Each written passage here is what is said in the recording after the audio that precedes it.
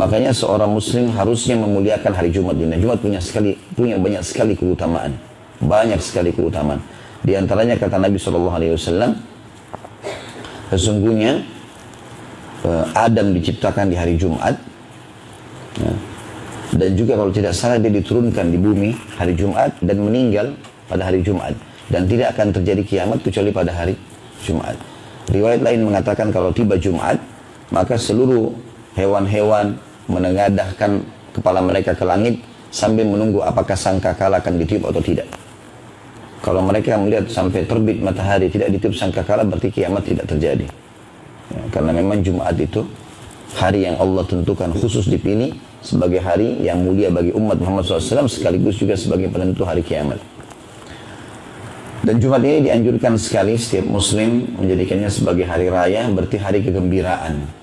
Menggunakan pakaian yang bagus, menyiapkan makanan yang enak, ya, beribadah yang lebih bagus dari hari-hari yang lainnya.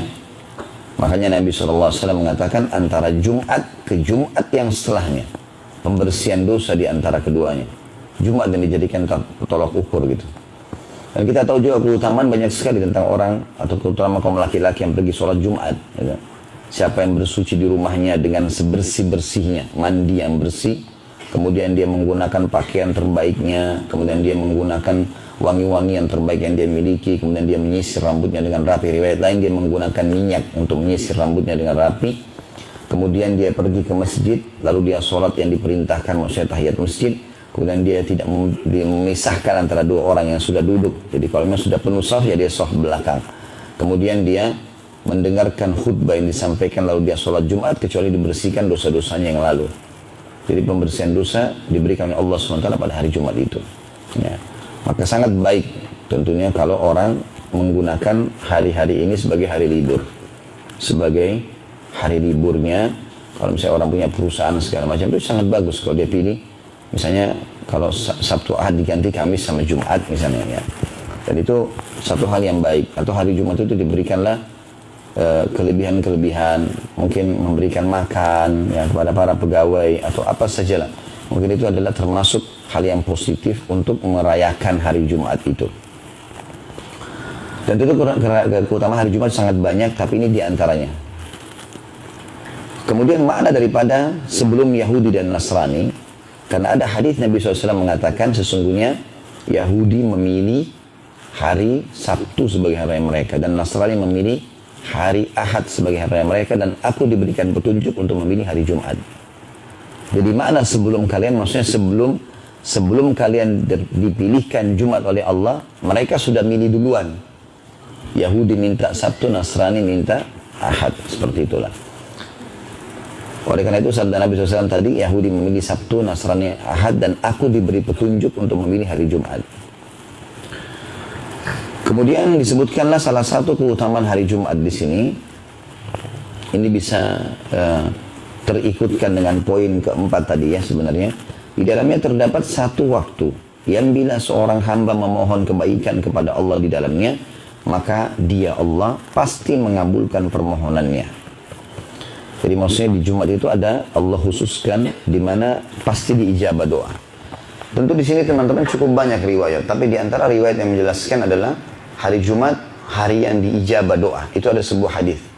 Berarti menandakan sepanjang hari Jumat diijabah doa. Jadi ini pendapat yang lebih tepat tentunya. Sementara ada dua buah hadis, yang satu riwayat Imam Muslim, satu riwayat Imam An-Nasai. Imam Muslim mengatakan, atau disebutkan dalam hadis ini, Nabi SAW bersabda, hari Jumat tidak ada seorang muslim yang berdoa kecuali diijabah sama Allah, dan fokuslah berdoa pada saat khatib lagi di mimbar, di khutbah kedua sampai diiqamahkan sholat. Makanya para khatib-khatib umumnya pasti berdoa di khutbah kedua.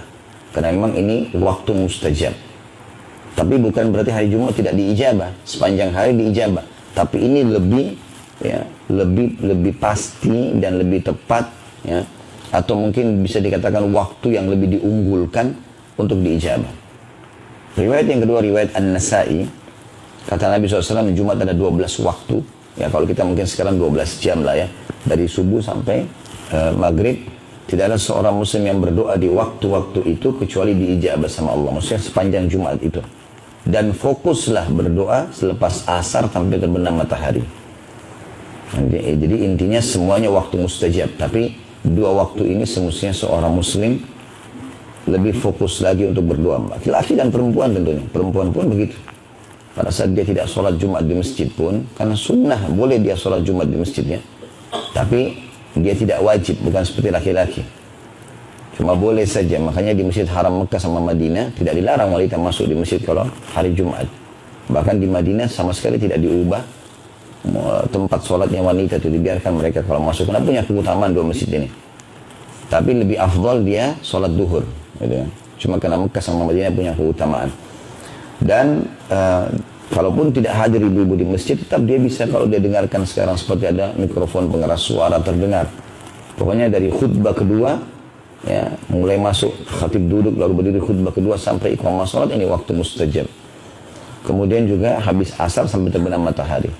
Ini saran saya Bapak Ibu, ya, kalau pas tiba sore habis asar Jumat seperti pas kemarin, kita kan ini Sabtu ya, kemarin sore, maka sudah luangkan duduk walaupun cuma 10 menit berdoa kepada Allah SWT, terutama pada saat menjelang terbenam matahari.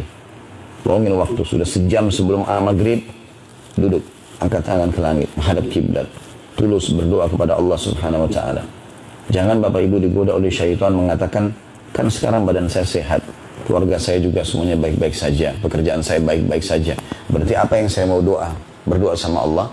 Ingat, saya pernah ulangi dan saya sering ulangi itu, berulang saya ulangi ini. Kalau dalam bab doa lebih afdal dan lebih besar pahalanya, lebih Allah cintai seseorang itu memohon kepada Allah agar nikmat Allah dipertahankan daripada musibah datang baru dia mohon dikeluarkan dari musibah itu. Jadi kita lagi sehat, lalu kita mengatakan, ya Allah, pertahankan kesehatan saya ini, ya, pertahankan kebahagiaan rumah tangga ini, ya, pertahankan keuntungan perusahaan ini. Itu lebih afdal daripada nanti sudah sakit baru minta disembuhkan. Memang baik kita minta disembuhkan, tapi sebelum itu mempertahankan nikmat lebih didahulukan daripada minta jalan keluar dari permasalahan. Oleh karena itu, justru dalam keadaan kita lagi puncak-puncaknya nikmat, di situ kita harus berdoa. Dan kata Nabi SAW dalam sebuah hadis, kenalilah Tuhanmu pada saat kau sedang lapang, maka dia akan mengenalimu pada saat kau sedang susah. Justru berdoa di waktu-waktu ini akan membuat, kalau kita lagi ada musibah, na'udzubillah, cobaan, maka mudah sekali kita berdoa, ya Allah sembuhkan, langsung sembuh. Karena di waktu dulu, waktu kita lagi lapang, kita sering berdoa.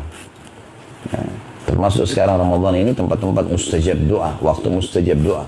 Apalagi kalau berkumpul antara Jumat dengan Ramadan, ya, Jumat di Ramadan, kayak Jumat yang kemarin misalnya, itu luar biasa. Ya, jangan disia-siakan ini.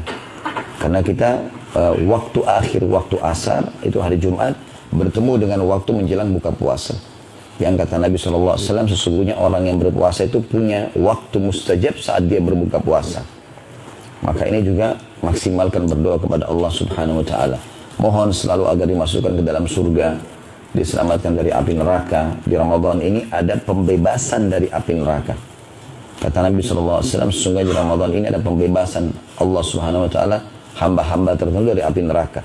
Ya, dan itu terjadi di setiap malamnya. Pembebasan artinya, kata ulama, atau utaqa minan nar, bahasa Arabnya, itu berarti dia akan dihapus namanya secara abadi dari neraka.